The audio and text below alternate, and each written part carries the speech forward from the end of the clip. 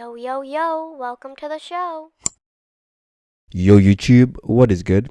Happy Sunday, welcome back to another video answering the question, what am I buying inside my taxable Robinhood account? It's another trading week, so we're doing the same thing, keeping consistent in our investments. It's September 29th today, but of course this video covers just a week of the market being open. So let's get into it. If you want to start Robinhood, start investing, you can do so using the link in the description.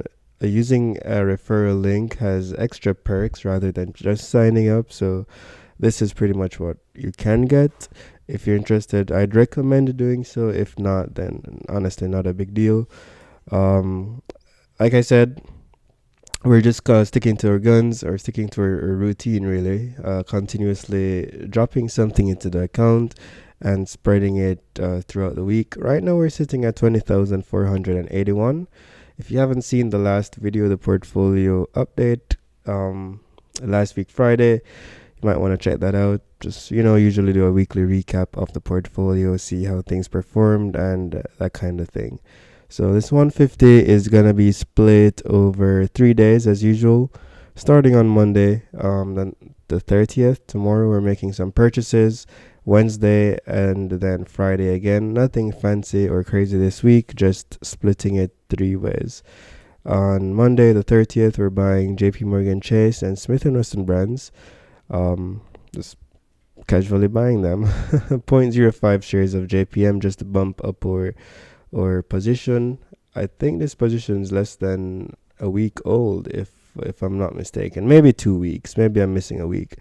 But JPM, just trying to get it up until it's at a decent stage in its life. We can, I guess, slow down on the buys. Right now we're buying manually, and also we have like a $2 recurring buy or $1.50 daily recurring buy on JPM. So yeah, that is my bank, my personal bank. So I do actually like them, and hopefully that translates into them being a good investment as well.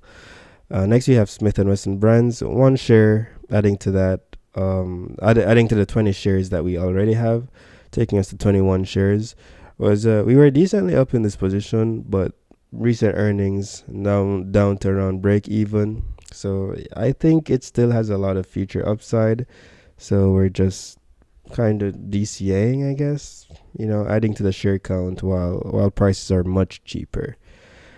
Finally, on the 30th, Visa had a horrible week, so we're taking advantage of that. Point one of a share adding to that portfolio, to that holding, taking us to 1.7 shares. Estimating these three positions to cost me around $51.25.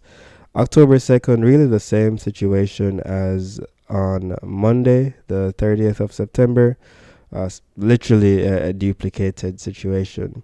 The only difference is that we're obviously the share count is going to be higher. So JP Morgan Chase adding more, adding another zero point zero 0.05 shares is going to take us higher. Smith and Wesson brands taking us to 22 shares instead. And again, this X just means that it's a recurring buy. So whenever Robinhood goes and buys like $1.50 or $2 a day, it's not like a flat number that is bought. Like there's a string of decimals, so that X represents that string of decimals. Next on the second, we're buying SMH. This is same situation as JPM, honestly, but I guess we're not as aggressive with this one. A little bit older of a position as well. This one maybe around 2-3 weeks, maybe even a month old. But do see it being a long-term position though. Point one of a share being added, taking us to 0.85x shares. In total, estimating that to be around $48.50 on Wednesday. Then finally on Friday, JPM again, adding a whole point one of a share on Friday. Ford, we're buying our 100th share of Ford on Friday. We're adding one more share to take us to 100 shares of Ford. And then last buy on Friday, Chevron, zero point 0.1 of a share. We're gonna bump that up to 3.1 shares in total. Pretty simple week, simple sets of buys. So yeah, nothing crazy. I don't know why I'm not getting emails from my dividend tracking website to remind me about ex-dividend dates. I haven't gotten any in a while. It's kind of getting suspicious now. But anyways, I think I've been buying everything more or less off the whim, I guess. So I feel like I'm good. That's it for this video, though. Thank you guys so much for watching. Definitely check out or expect my dividend update for September sometime soon. And check out the portfolio update if you haven't as yet. So thank you guys so much for watching. I'll see you guys in the next video. Peace.